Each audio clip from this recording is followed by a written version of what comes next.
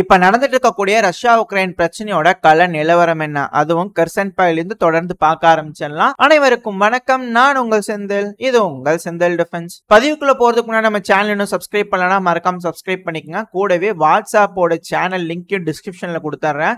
ஏன்னா நம்ம அன்டைம்ல வீடியோ பதிவுகள் போடுறதுனால உங்களுக்கு நோட்டிபிகேஷன் கரெக்டா வர மாட்டேங்குது. நீங்க வாட்ஸ்அப் சேனலை சப்ஸ்கிரைப் பண்ணிட்டீங்க அப்படின்னா நம்ம எந்த டைம்ல பதிவுகள் போட்டாலும் உங்களுக்கு நோட்டிபிகேஷன் வந்துடும். ரெண்டாவது, நம்ம போட்ட பதிவுகளை நீங்க பாத்துட்டீங்களா இல்லையா அப்படிங்கறதையும் ட்ராக் பண்ணிக்க முடியும். அடுத்தது, கார்த்திக் பாஸ்கரன் அவர்கள் சூப்பர் தேங்க்ஸ் 100 ரூபாய் பண்ணிருக்கீங்க, ரொம்ப ரொம்ப நன்றி. தொடர்ந்து சூப்பர் தேங்க்ஸ் பண்ணிக்கிட்டே இருக்கிறீங்க. உங்களோட அன்புக்கும் ஆதரவுக்கும் ரொம்ப ரொம்ப நன்றி. எந்த ஒரு டிலேயுமே இல்லாம பதிவுக்குள்ள போயிடலாம். ஃபர்ஸ்ட் டைம் நம்ம சேனல்ல பாக்குறாங்க இல்லையா, அவங்களுக்கா ஒரு சின்ன இன்ட்ரோ. நான் இப்போ அப்ராக்சிமேட்டா தான் மார்க் பண்றேன், எக்ஸாக்டா மார்க் பண்ணல. சோ மார்க் பண்ணக்கூடிய பகுதிகள் எல்லாமே உக்ரைனோட பகுதிகள். சோ இந்த பகுதியில தான் இப்போ சண்டை நடந்துட்டு இருக்கு பிரதானமா. அதுவும் குறிப்பா இப்ப நம்ம பார்க்க போறது கெர்சன் பகுதி. இப்போ இங்க கீழ இருக்கக்கூடிய மினிமேப்பை பாத்தீங்கன்னா நான் எந்த ஒப்லாஸ்ட்ல பாத்துட்டு இருக்கேன் அப்படிங்கறது உங்களால ட்ராக் பண்ணிக்க முடியும். சோ எந்த ஒரு டிலேயுமே இல்லாம என்னென்ன ஈவென்ட்ஸ் நடந்திருக்கு அப்படிங்கறத பார்த்தலாம். இந்த கெர்சன் வந்து பாத்தீங்கன்னா ரெண்டா பிரிஞ்சிருக்கு. அதுக்கு காரணம் இங்க இருக்கக்கூடிய டின்ப்ரோ ரிவர். சோ இப்போ ஃப்ரண்ட் லைன் மார்க் பண்ற ரெட் கலர்ல இருக்கலாம் ரஷ்யா அவங்களோட கட்டுப்பாட்டுக்குள்ள கரண்டா வச்சிருக்கக்கூடிய பகுதிகள். இந்த கிரே கலர்ல இருக்கிறதுலாம் சண்டை நடந்துட்டு இருக்கக்கூடிய பகுதிகள். இருதரப்புலயும் யாரும் முழுமையா கட்டுப்பாட்டுக்குள்ள எடுக்கப்படாத பகுதி. இந்த பச்சை கலர்ல இருக்கலாம் இப்போதைக்கு உக்ரைனோட கட்டுப்பாட்டுக்குள்ள இருக்கு. அது எதுக்காக மார்க் பண்ணிருக்குன்னா, இதுக்கு முன்னாடி ரஷ்யா அந்த பகுதிகள் இருந்தாங்க,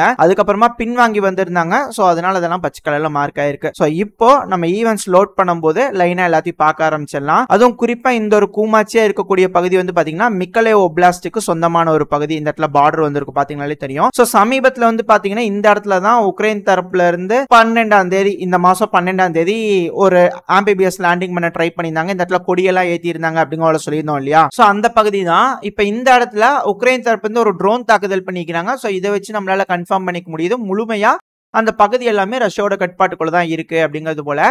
அதுக்கான வீடியோ பதிவு சைட்ல லோட் ஆயிருக்கும். அந்த இடத்துல டெம்பரவரியா ஒரு சின்ன அவுட் போஸ்ட் மாதிரி வச்சிருக்காங்க ரஷ்யா தரப்பு இருந்து. அந்த இடத்துல அந்த ATGMs இருக்கும் இல்லையா, அந்த ஆன்டி டேங்கோட கைடட் மிசைல் சிஸ்டம். சோ அதை பார்த்துருச்சு ட்ரோனு. அதனால அந்த இடத்துல வந்து ஒரு தாக்குதல் பண்ணிக்கிறாங்க. இதை வச்சு பார்க்கும்போது அந்த பகுதி முழுவதும் ரஷ்யாவோட கட்டுப்பாட்டுக்குள்ள தான் இருக்கு அப்படிங்கிற மாற்று கருத்து இல்ல. அப்படியே கொஞ்சம் மேல போனோம்னா கெர்சன் பகுதி. இந்த கெர்சன் பகுதியில தொடர்ந்து ரஷ்யாவும் சரி உக்ரைனும் சரி மாறி மாறி தாக்குதல் பண்ணிக்கிட்டு தான் இருக்காங்க. அதுவும் இங்க இருக்கக்கூடிய கிசோம்ஸா இருக்கட்டும், ரெண்டாவது இங்க இருக்கக்கூடிய ஆண்டனோவ்காவா இருக்கட்டும், மூணாவது இங்க இருக்கக்கூடிய கொசாட்ஸ்கி, பேர் கொஞ்சம் கட்டாவல. சோ இந்த பகுதிகளா இருக்கட்டும், இந்த பகுதியில தொடர்ந்து ரஷ்யா தரப்பு வந்து தாக்குதல் பண்ணிட்டே இருக்காங்க. அதுவும் இந்த கிசோம்ஸ்ல இப்போ ஒரு ட்ரோன் தாக்குதல் நடந்திருக்கும், அதுக்கான வீடியோ பதிவு லோட் ஆயிருக்கும். சோ இது போல தொடர்ந்து தாக்குதல் பண்ணிக்கிட்டே இருக்காங்க. இப்ப ரெண்டாவது ஃபேப் ஸ்ட்ரைக் பண்றதுக்கான ஏர் ஸ்ட்ரைக் பண்ணிருக்காங்க ரஷ்யா தரப்புல இருந்து. சோ அதுக்கான வீடியோ பதிவு லோட் ஆயிருக்கும். இது எந்த இடத்துல நடந்திருக்கு அப்படிங்கிறது பார்க்கலாம். இது ரெண்டை மட்டும் நம்ம ஃபர்ஸ்ட் பாத்துக்கலாம். என்ன காரணம் அப்படின்னா, இந்த பகுதிகளில் ரஷ்யா தரப்புல முன்னேறதுக்கு வாய்ப்பு இருக்கு, ஒரு புது ஃப்ராண்ட் ஓபன் பண்றதுக்கு வாய்ப்பு இருக்கு அப்படிங்கிறது போல எனக்கு தனிப்பட்ட கருத்து இருக்கு. நடக்குதா என்ன அப்படிங்கறது பொறுத்து இருந்து பார்ப்போம். ஏன் இப்படி எனக்கு ஒரு எண்ணம் வந்துச்சு அப்படிங்கறத மேப்ல பார்க்கும்போது நம்மளால புரிஞ்சுக்க முடியும். சோ இப்போ ஒரு ஃபேப் ஸ்ட்ரைக் நடந்தது இல்லையா, சோ அது வந்து இந்த பகுதியில நடக்கக்கூடிய ஒரு விஷயம் தான். இது வந்து 10ஆம் தேதியோட ஈவெண்ட். இப்போ நம்ம இந்த ஈவெண்ட்ஸை க்ளோஸ் பண்ணிடலாம். ஹிஸ்டரியில இந்த மாசம் 1ஆம் தேதியில இருந்து 20ஆம் தேதி வரைக்கும் நடக்கக்கூடிய ஈவெண்ட்ஸ் எடுத்து பார்த்தோம் அப்படின்னா ரஷ்யா எந்த அளவுக்கு இந்த பகுதிகளில் தாக்குதல் பண்ணியிருக்காங்க அப்படிங்கிற நம்மளால புரிஞ்சுக்க முடியுது. ரெண்டாவது, உக்ரைன் வந்து பாத்தீங்கன்னா இந்த நோவாகாகோவா பக்கத்துலயும் சரி, ரெண்டு சேட்டலைட்ல லோட் பண்ணிட்டா தெரியும் உங்களுக்கு. இங்க இருக்கக்கூடிய காட்டு பகுதிகளா இருக்கட்டும், இந்த செல்புர்டா இருக்கு இல்லையா, சோ இந்த பகுதியில் இருக்கக்கூடிய காட்டு பகுதிகளா இருக்கட்டும், இங்கெல்லாம் ரஷ்யா தரப்புல அதிகமான கான்சென்ட்ரேஷன் இருக்கிறதுனால தொடர்ந்து அந்த பகுதிகளை தாக்குதல் பண்ணிட்டே இருக்காங்க. இதுக்கு முன்னாடி எல்லாம் வந்து பாத்தீங்கன்னா, சோ இங்க இருக்கிற ஈவெண்ட்ஸ் பார்க்கும்போது நம்மளால புரிஞ்சுக்க முடியுது இல்லையா எந்த அளவுக்கு ரஷ்யா கான்சென்ட்ரேட் பண்ணிருக்காங்கன்ட்டு. இதுக்கு முன்னாடி எல்லாம் வந்து பாத்தீங்கன்னா உக்ரைன் தரப்புல இருந்து சும்மா இந்த கொசாச்சி லகர் பகுதி அப்புறம் கிரின்கி பகுதியில வந்து பாத்தீங்கன்னா உக்ரைனியன் தரப்பு இருந்து இந்த டின்ப்ரோவை தாண்டி இந்த ரிவரை தாண்டி வந்து ஆம்பிபிஎஸ் லேண்டிங் பண்ணிட்டு இருந்தாங்க. சில பகுதிகளை அவங்க வந்து பிடிச்சும் வச்சிருந்தாங்க. ஆனா இப்போ வந்து நிலைமையே வேற மாதிரி இருக்கு. ரஷ்யா இந்த இடத்துல ஒரு ஆம்பிபிஎஸ் லேண்டிங் பண்ணுவாங்களா அப்படின்ற கேள்விகள் வர ஆரம்பிச்சிருக்கு. அதுவும் குறிப்பா இந்த ஈவெண்ட்ஸை பார்க்கும்போது உங்களுக்கு தெரியும், முதல்ல உக்ரைனியன்ஸ், அதாவது இந்த உக்ரைன் பிளாக் மாதிரி போட்டு போட்டு மாதிரி போட்டிருக்கலாம். சோ அதனால உக்ரைன் ரெப்ரசன்டேஷனுக்கு இந்த உக்ரைனியன்ஸ் என்ன பண்றாங்கன்னா, இந்த நடுவுல எல்லாம் வந்து பாத்தீங்கன்னா ஸ்ட்ரீம்ஸ் மாதிரி போயிருக்கும். சோ இந்த பகுதிகள்லாம் திடீர்னு உள்ள வந்து ஆளுங்களை சில பல இடங்கள்ல வந்து இறக்கி விட்டுருவாங்க. சோ அந்த டைம்ல எல்லாமே இன்ஃபிளேட்டபிள் போட் தான், அதாவது காத்த நிரப்பி திடீர்னு ஒரு போட்டா உருவாக்கி அந்த இடத்துல இருந்து முன்னேறி போற மாதிரி. சோ இந்த ஃபாரஸ்ட்ல முதல்ல அக்குமுலேட் பண்ண ஆரம்பிச்சிட்டாங்க. உக்ரைன் தரப்புல இருந்து இந்த ஃபாரஸ்ட்ல அக்குமுலேட் பண்ணும்போது அதிகமான உக்ரைனோட வீரர்கள் இந்த பகுதியில் வர ஆரம்பிச்சிட்டாங்க. சோ அப்படி வந்ததுக்கு அப்புறமா என்ன ஆயிருக்குன்னா, இந்த இடத்துல உங்களுக்கு ஸ்ட்ரீம்ஸ் தெரியும் நினைக்கலாம், குட்டி குட்டி ஸ்ட்ரீம்ஸ் மாதிரி. சோ இந்த காட்டு பகுதிகளில் உக்ரைனியன்ஸ் வந்து அடிக்கடி தஞ்சம் புகுந்துகிட்டு அந்த இடத்துல இருந்து இந்த ரப்பர் போட்டுகளை பயன்படுத்தி திடீர்னு போய் இந்த கொசாச்சி நகர் பகுதியா இருக்கட்டும், இங்க இருக்கக்கூடிய கிரின்கி பகுதியா இருக்கட்டும், இதெல்லாம் தொடர்ந்து தாக்குதல் பண்ணிட்டே இருந்தாங்க. அதுக்கு காரணம் இங்க இருக்கக்கூடிய ஸ்ட்ரீம்ஸ் தான். இந்த பகுதிகள் உங்களுக்கு தெரியும் நினைக்கிறேன். பல ஸ்ட்ரீம்ஸ் வந்து இந்த இடத்துல இருக்கு, இது போல இருந்துச்சு. சோ அதை பயன்படுத்தி வந்து தாக்குதல் பண்ணிட்டு இருந்தாங்க. ஆனா இப்ப வந்து பாத்தீங்கன்னா அந்த சூழ்நிலை அதே போல ஒரு மொமெண்டம் இப்ப ரஷ்யாக்கு கிடைச்சிருக்கு அப்படிங்கிறது போல சொல்லப்பட்டு வருது. அதுக்கு காரணம் இங்க இருக்கக்கூடிய தீவுகள். சோ இந்த பகுதியும் அதே போலதான். அந்த வீடியோ பதிவுகள் பார்க்கும்போது தெரிஞ்சிருக்கும், இந்த தீவுகள்லாம் இப்பவும் ஆக்டிவா தான் இருக்கு. ஏன்னா இந்த கக்கோவா டேம் இருக்கு இல்லையா, இதைத்தான் உடச்சு விட்டுருந்தாங்க. அந்த டைம்ல இந்த தீவுகள் எல்லாமே வந்து பாத்தீங்கன்னா ரஷ்யாவோட கட்டுப்பாட்டுக்குள்ள இருந்தது, சிலது வந்து உக்ரைனோட கட்டுப்பாட்டுக்குள்ள இருந்தது. ஃப்ளட்டிங் வர ஆரம்பிச்சுன்னு சொல்லியிருந்தோம் இல்லையா, அந்த முன்னாடி பார்த்துட்டு இருக்கிறவங்களுக்கு தெரிஞ்சிருக்கும். சோ இந்த தீவுகள் எல்லாமே தண்ணியால அடிக்கப்பட்டு போயிருந்துச்சு. இப்ப அந்த தண்ணியெல்லாம் வத்தி போய் ஓரளவுக்கு கிராஸ் பண்ணதுக்கு ஈஸியா இருக்கு. சோ அதனாலதான் மாறி மாறி அட்டாக் பண்ணிட்டு இருந்தாங்க உக்ரைன் தரப்புல இருந்து. அதே போல ரஷ்யா அந்த வேலையை செய்யறதுக்கு வாய்ப்பு இருக்கு. ஏன்னா இந்த இடத்துல எல்லாம் அதே போல ஸ்ட்ரீம்ஸ் இருக்கு இல்லையா, சோ அதனால மேபி ரஷ்யாவும் அவங்களோட படகுகளை பயன்படுத்தி இந்த ஸ்ட்ரீம்ஸ் மூலமா இனிஷியலா இந்த தீவுகள் ஃபுல்லாவே ரஷ்யா அவங்களோட ஆளுகளை ஃபுல்லா கொண்டு போய் அங்க அசம்பிள் பண்ண வச்சுட்டு கொஞ்சம் கொஞ்சமா இந்த இன்ஃபிளேட்டபிள் ப்ளோட்டை பயன்படுத்தி இங்க இருக்கக்கூடிய பகுதிகளை தாக்குறதுக்கு அதிகமான வாய்ப்பு இருக்கு அப்படிங்கிறது போல எனக்கு தனிப்பட்ட கருத்து இருக்கு. ஏன்னா அட்டாக்ஸ் வச்சு பார்க்கும்போது அப்படிதான் தெரியுது. சோ இனிஷியலா ரஷ்யா அவங்க கட்டுப்பாட்டுக்குள்ள எடுக்கணும்னு நினைக்கக்கூடிய பகுதிகள் இதுவா தான் இருக்கும். இந்த ஒரு டைரக்ஷன்ல மட்டும் ரஷ்யா அட்டாக் பண்ண மாட்டாங்க. எனக்கு தெரிஞ்சு இந்த ஆண்டனோவ்கா இருக்கு இல்லையா, இந்த பகுதியிலும் அதிகமான கான்சென்ட்ரேஷன் இருக்கு. சமீபத்துல வந்து பாத்தீங்கன்னா ரஷ்யா தரப்புல இருந்து, அதாவது இவங்க இப்படி சொல்றாங்க, பட் ஆனா ப்ரோ ரஷ்யன் தரப்புல இருந்து பாத்தீங்கன்னா மேப் இது வரைக்கும் வந்து அவங்களோட கட்டுப்பாட்டுக்குள்ள வந்துருச்சு அப்படிங்கிற சொல்லுவாங்க. அதுவும் இந்த தாச்சா பகுதி முழுவதும் ரஷ்யாவோட கட்டுப்பாட்டுக்குள்ள வந்துருச்சு அப்படிங்கிறது போல சொல்லியிருக்கோம். நம்ம கூட வந்து பாத்தீங்கன்னா வீடியோ பதிவுகள்லாம் பார்த்திருப்போம். அது எந்த மாசம் எடுக்கப்பட்ட பதிவுனா ஜூன் மாசத்துல எடுக்கப்பட்ட பதிவு. இது உக்ரைன் தரப்புல இருந்து கொடுக்கக்கூடிய வீடியோ பதிவு தான். அந்த வீடியோ பதிவு சைடுல லோட் ஆயிருக்கும். சோ இந்த வீடியோ வச்சு பார்க்கும்போது ரஷ்யாவோட வீரர்கள் அந்த பக்கத்துல ஃப்ரீயா உலாத்திட்டு இருக்காங்க. இது இந்த தாச்சா பகுதி தான். சோ அந்த தாச்சா பகுதியில ரஷ்யன்ஸ் வந்து கான்சென்ட்ரேட் பண்ணிட்டாங்க ரொம்ப நாளா. ஜூன் மாசம்னா ஜூலை ஆகஸ்ட் வந்துருச்சு இல்லையா, சோ அங்க ப்ரிப்பேர் ஆயிருப்பாங்க, ஒரு பெரிய ரீக்ரூப்பிங் பண்ணிருப்பாங்க ரஷ்ய தரப்புல இருந்து.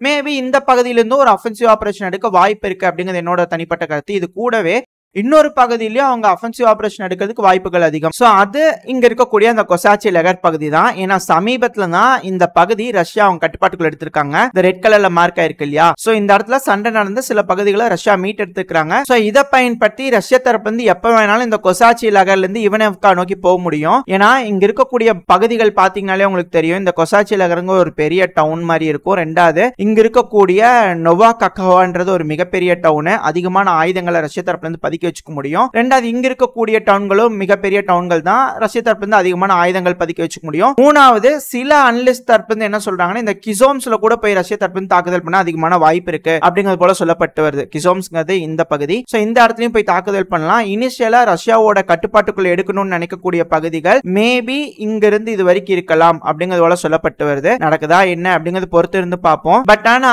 இது போல ஒரு விஷயம் நடக்கக்கூடாது அப்படிங்கிறதுக்காகவும் ரஷ்யாவை மிரட்டணும் அப்படிங்கிறதுக்காகவும் தான் ரஷ்யாவோட அந்த நியூக்ளியர் பவர் பிளான்ட் இருக்குல்ல, ரஷ்யாவோட கட்டுப்பாட்டுக்குள்ள இருக்கக்கூடிய ஜாப்ரோசிஷியா நியூக்ளியர் பவர் பிளான்ட், அந்த பவர் பிளான்ட் மேல உக்ரைன் தரப்புல இருந்து ஒரு ட்ரோன் தாக்குதல் பண்ணிக்கிறாங்க. இந்த 2 நாளா தாக்குதல் பண்ணிக்கிறாங்க இல்லையா, இதுதான் ரெட் லைன், வராதிங்க ரஷ்யா வந்து அடிச்சு போடுவேன் அப்படிங்கிறது போல மிரட்டுறதுக்காக உக்ரைன் தரப்புல இருந்து அது போல பண்ணிட்டு இருக்காங்க அப்படிங்கிறது போல வதந்திகள் வந்துகிட்டு இருக்கு. உறுதி செய்யப்பட்ட தகவல் இல்ல. பட் ஆனா ஒரு வேளை ரஷ்யா இந்த பகுதியிலிருந்து முன்னேறினாங்க அப்படின்னா என்ன நடக்க போகுது, உக்ரைன் அதுக்கான ரெஸ்பான்ஸ் எப்படி இருக்கும் அப்படிங்கறது பொறுத்து தான் பார்க்கணும். ஏன்னா இந்த பகுதியில் முன்னேறிட்டாங்க அப்படின்னா என்டையர் ஃப்ரண்ட் லைனும் கொலாப்ஸ் ஆக வாய்ப்பு இருக்கு. ஏன்னா இந்த பகுதியிலிருந்து மிக்கலேவ்கா மூலமா ஒடசாக்கு போறதுக்கு அதிகமான வாய்ப்பு இருக்கு. இப்ப கர்ஸ்க் ஒப்லாஸ்ட்ல இருக்கக்கூடிய வீரர்களை திரும்ப ரீடிப்ளாய் பண்ண வேண்டிய கட்டாயத்துக்கு தள்ளப்பட்டுரும். அது மட்டும் இல்லாம ஒரு அஃபென்சிவ் ஆபரேஷன் தான் பெஸ்ட் டிஃபென்ஸுக்கான ஒரு ஆபரேஷனா இருக்கும் இல்லையா, சோ அதனால ரஷ்யா இது போல ஒரு அட்டாக் பண்றதுக்கு வாய்ப்புகள் அதிகம் அப்படிங்கறதோட தோணுது. மூணாவது உக்ரைன் இருக்கிறாங்க இல்லையா, அவங்க என்ன சொல்லியிருந்தாங்கன்னா, ரஷ்யா வந்து இந்த நியூக்ளியர் பவர் பிளான்ட் இருக்கு இல்லையா, அந்த பவர் பிளான்ட்ல அதிகமான ஆயுதங்களை குமிச்சு வச்சுக்கிட்டு அங்கிருந்து நிக்கிபோல் டிஸ்ட்ரிக்ட் அட்டாக் பண்ணி முன்னேறலாம்னு சொல்லி திங்க் பண்ணிட்டு இருக்காங்க அப்படிங்கிறது போல உக்ரைன் தரப்பு வந்து ஒரு குற்றச்சாட்டுகள் வச்சிருந்தாங்க. சோ எல்லாம் வச்சு பார்க்கும்போது இந்த கெர்சன் பகுதியில மேபி ஒரு அஃபென்சிவ் ஆபரேஷன் ரஷ்யா தரப்பு வந்து எடுக்கிறதுக்கு தயாராயிட்டு இருக்காங்க. ஏன்னா இந்த ஜாப்ரோசிஷியா பகுதியில 90,000 ரஷ்ய வீரர்கள் இருக்கிறாங்கன்னு சிரிஸ்கி அவர்கள் சொல்லியிருந்தார் இல்லையா, மேபி இந்த பகுதியில இருந்து ஒரு அஃபென்சிவ் ஆபரேஷன் எடுக்கிறதுக்கு ட்ரை பண்ணலாம். ரஷ்ய தரப்பு வந்து என்ன நடக்க போகுது அப்படிங்கிறது பொறுத்து இருந்து பார்ப்போம். இப்ப அந்த நியூக்ளியர் பவர் பிளான்ட் எந்த பகுதியில இருக்கு அப்படிங்கறத தெரிஞ்சுக்கணும் இல்லையா? இப்ப மேப்ல பார்ப்போம். சோ இந்த இடத்துல உங்களுக்கு கீழே பாத்தீங்கன்னா தெரியும், இந்த கர்சன் இருந்து மேல வந்தீங்கன்னா வந்து ஜாப்ரோசியா, இந்த இடத்துல பார்டர் பிரியுது இல்லைங்களா? சோ இது வரைக்கும் தான் வந்து பாத்தீங்கன்னா கர்சன். இப்ப மார்க் பண்ணி காட்டுறேன் ரெட் கலர்ல, இந்த ஃப்ரண்ட் லைன் எடுத்து விட்டுறேன். இப்ப நான் மார்க் பண்றது எல்லாமே கர்சன் பகுதி, தோராயமா தான் மார்க் பண்ணியிருக்கேன். சோ இது எல்லாமே வந்து பாத்தீங்கன்னா கர்சன் பகுதி. இங்க இருக்கிறது எல்லாமே வந்து பாத்தீங்கன்னா ஜாப்ரோசியா பகுதி. சோ அந்த ஜாப்ரோசியால இந்த எர்ன்ரோஹோடார்ன் இருக்கு இல்லையா? சோ இங்க தான் வந்து பாத்தீங்கன்னா இந்த பவர் பிளான்ட் இருக்கு. சமீபத்துல கூட தாக்குதல் நடந்தது இல்லையா? சோ அது இங்க இருக்கக்கூடிய பகுதி தான். அடுத்தது உக்ரைன் தரப்புல இருந்து 3 நாளைக்கு முன்னாடி இந்த பகுதியிலிருந்து ஒரு அனௌன்ஸ்மெண்ட் வந்திருந்தது அங்க இருக்கக்கூடிய சிவிலியன்ஸ்க்கு. இந்த கர்சன் அப்புறம் மிக்கலேவ்கா இந்த பகுதியில் இருக்கக்கூடிய 54 செட்டில்மெண்ட்ல இருந்து மேண்டேட்டரி இவாக்குவேஷன், சிவிலியன்ஸ் இருக்கிறதுக்கு தடை அப்படிங்கிறது போல உக்ரைன் தரப்புல இருந்து வந்து பாத்தீங்கன்னா ஒரு அனௌன்ஸ்மெண்ட் கொடுத்திருந்தாங்க. சோ அங்கிருந்து மக்களை பெருமளவுல இவாக்குவேட் பண்ணக்கூடிய பணியில வந்து உக்ரைன் தரப்புல ஈடுபட்டு இருக்காங்க. சோ ரஷ்யா அந்த பகுதியில் ஒரு அஃபென்சிவ் ஆபரேஷன் எடுக்கலாம். அப்படி இல்லைன்னா நம்ம முன்னாடி சொல்லிட்டு இருந்தோம் இல்லையா, உக்ரைன் தரப்பு வந்து ஒரு அஃபென்சிவ் ஆபரேஷன் எடுக்கலான்னு, மேபி அதுக்கு கூட பாசிபிலிட்டி இருக்கு. மேல கர்ஸ்க்ன்றது சும்மா ஒரு பயம்படுத்துறதுக்காக வச்சுட்டு இந்த பகுதியில் ஒரு அஃபென்சிவ் ஆபரேஷன் பண்றதுக்கு வாய்ப்பு இருக்கு அப்படிங்கிறது போல சொல்லியிருந்தோம் இல்லையா? ஏதோ ஒண்ணு கண்டிப்பா இந்த பகுதியில் நடக்க போகுது அப்படிங்கிற மாற்று கருத்து இல்ல. கூடிய சீக்கிரத்துல இது நடக்கும் அப்படிங்கறத நம்ம எதிர்பார்க்கலாம். இந்த கெர்சன் பகுதி பொறுத்த வரைக்கும் ஓரளவுக்கு என்ன நடந்துகிட்டு இருக்கு, என்ன மாதிரியான அட்டாக்ஸ் இருதரப்புலயும் பண்ணிட்டு இருக்காங்க அப்படிங்கறத நம்ம பார்த்திருப்போம். சோ அடுத்த பதிவுல இந்த ஜாப்ரோசியா பகுதியில என்னெல்லாம் நடந்துகிட்டு இருக்கு அப்படிங்கறது பார்க்க ஆரம்பிச்சிடலாம். இதோட இந்த பதிவு நாம் முடிச்சுக்கலாம். இந்த பதிவு எப்படி இருந்துச்சு, உங்களுக்கு பிடிச்சிருக்கா? பிடிச்சுனா லைக் பண்ணிட்டு உங்க ஃப்ரெண்ட்ஸ் அண்ட் ஃபேமிலியோட ஷேர் பண்ணிக்கோங்க. அது கூடவே மறக்காம இந்த பதிவு எப்படி இருந்துச்சு அப்படின்ற உங்களோட கருத்துக்களை கமெண்ட் செக்ஷன்ல சொல்லுங்க. இந்த பதிவு நல்லா இருக்குன்ற நம்பிக்கையில அடுத்த பதிவில் உங்களை சந்திக்கிறேன். அது வரைக்கும் ஸ்டே சேஃப். By by.